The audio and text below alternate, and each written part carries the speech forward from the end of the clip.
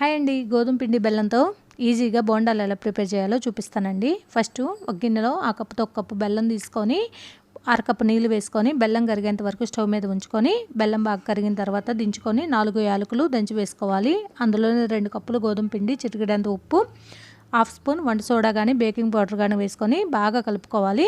ఇలా ఒకసారి కలుపుకున్న తర్వాత ఒక స్పూన్ నెయ్యి వేసుకొని ఇంకొకసారి బాగా కలుపుకొని చపాతీ ముద్దలాగా చేసి పెట్టి ఓ పక్కన పెట్టుకోవాలి. మూత పెట్టి ఒక అరగంట ఈ పిండిని నాననివ్వాలి. పిండి అనేది సాఫ్ట్గా ఉండాలండి, చపాతీ పిండి అంత గట్టిగా కాకుండా. అరగంట తర్వాత మూత తీసి పిండిని మళ్ళీ ఒకసారి కలుపుకొని వీడియోలో చూపించిన విధంగా చిన్న చిన్న ఉండలుగా చేసుకొని చాకుతో 2 వైపులా ఘాట్లు పెట్టుకోవాలి. ఇలా ఘాట్లు పెట్టుకోవడం వల్ల పిండి అనేది లోపల వరకు ఉడికి పైన క్రిస్పీగా లోపల సాఫ్ట్గా బోండాలు అనేది బాగుంటాయి. ఇలా బోండాలన్నీ రెడీ చేసి పెట్టుకున్న తర్వాత పొయ్యి మీద డీప్ ఫ్రైకి ఆయిల్ పెట్టుకొని ఆయిల్ 50% వేడైన తర్వాత మనం బోండాలు వేసుకొని గోల్డెన్ బ్రౌన్ కలర్ వచ్చాక తీసేసుకోవాలి.